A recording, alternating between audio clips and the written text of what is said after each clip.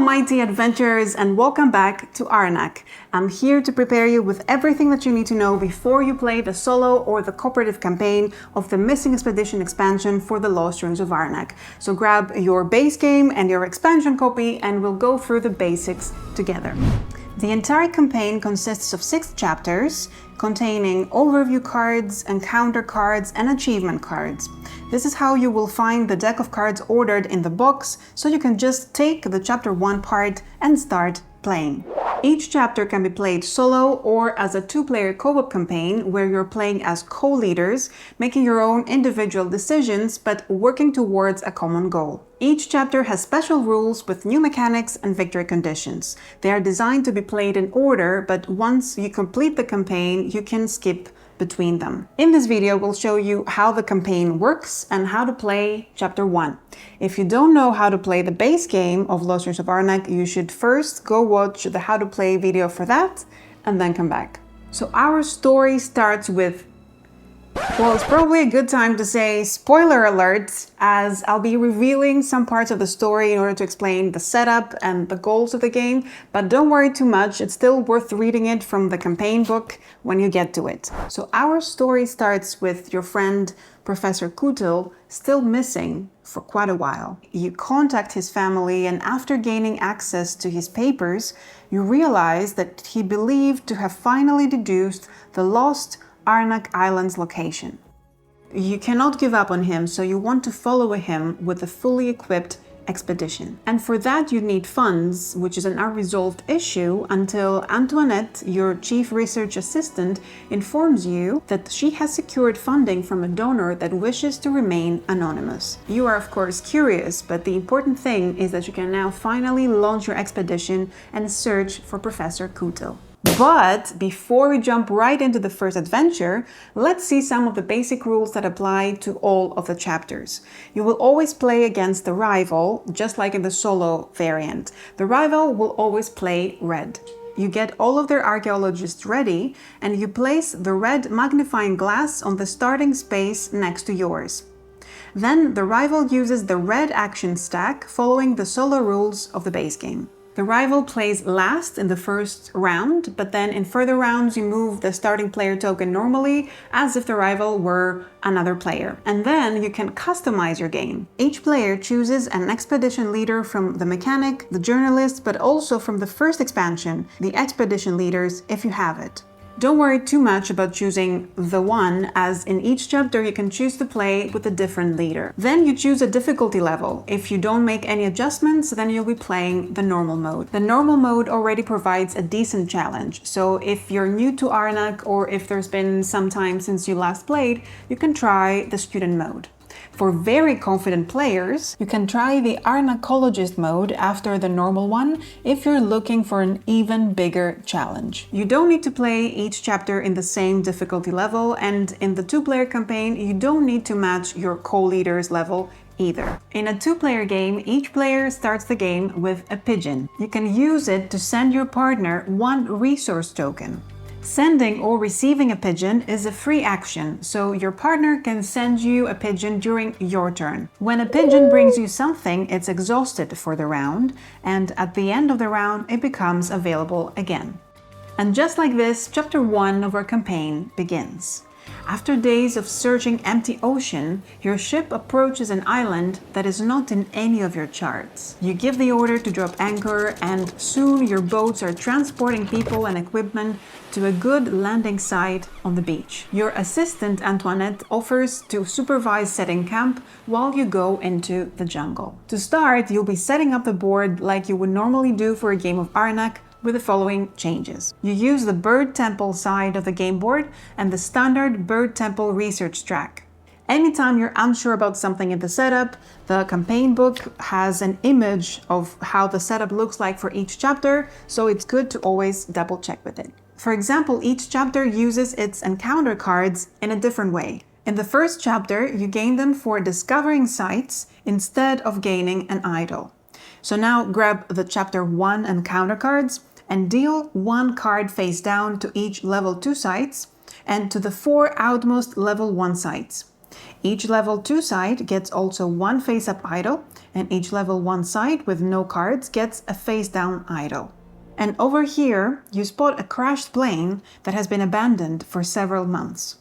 Could it be that it belonged to Professor Kutil?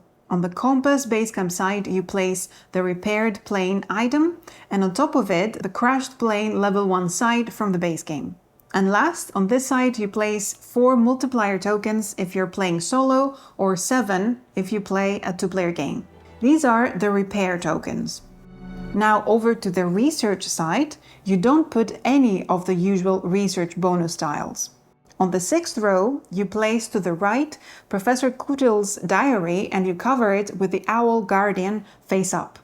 In a 2-player game, you also place the Notes on Guardian's card next to it and you cover it with the Eagle Guardian. And just as you're glimpsing towards that Owl Guardian, you realize you cannot get a very good look at it. Fog is blocking your vision and you place a fog tile over the 2nd row of the track. So you cannot research the row of the fog tile or any row above it. In the solo game, you can advance the fog tile by 1 row for every site that was discovered. It's a free action to advance it, but it costs 1 boot icon. In a 2-player game, you need 2 discovered sites to advance it, and it costs 2 boot icons. You can split this cost with your partner, or one of you can pay it entirely. Last, when you return from Kutil's crashed plane, you discover that Antoinette was not setting up camp as she promised. She disappeared along with everybody else that was not with you in the jungle. It seems that the rival now has a name, and it's Antoinette.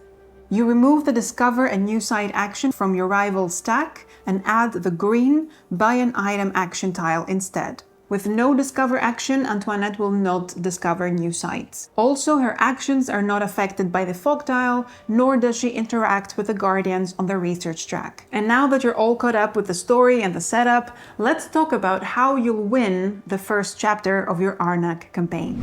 You take the chapter's overview card, the solo one or the cooperative one accordingly, and you'll see the goal of this chapter, which in this case is to reach all the Guardians on the research track and overcome them.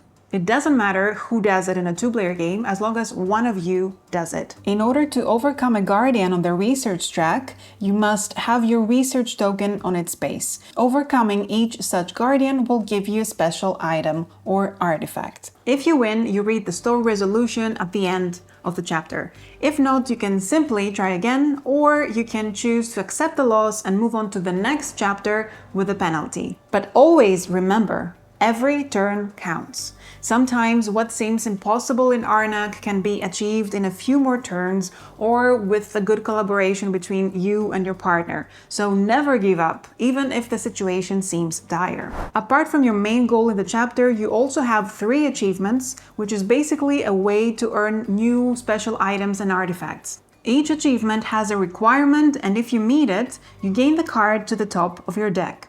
So to get the repaired plane card, you need to activate the crashed plane site 4 times, or 7 times for the 2-player campaign. Each time you do, you remove one of the repair tokens. Another achievement is being Customer of the Year. During setup, you also place the Soda Pop card beside the supply board's coin tokens. Whenever you buy items, place the coin spent there instead of the supply. When the card has 7 coins, or 14 for the co-op mode, you gain the card. And last but not least, you can also climb to the summit. During setup, you place the Owl Idol artifact beside the temple tiles. When both players have reached the temple and researched a 6-point or 11-point tile, the card is yours. And why would you care about the achievements? Well, because of the symbols. For each achievement you complete, you gain a symbol to cross off on the campaign sheet. You also gain additional symbols from encounter cards. And since we're at it, encounter cards always have a little story with 2 choices. The left one will be triggered immediately, or you can choose the right one and save the effect for later. In all cases, you will cross off the symbols at the end of the chapter. When you mark a symbol, you must either mark it at the beginning of its path or at the continuation of an existing marked path. And as you probably noticed, certain spaces on the story paths are marked with a number. If you reach one, write the number below the chapter score box and then look it up in the back of the book and read the story.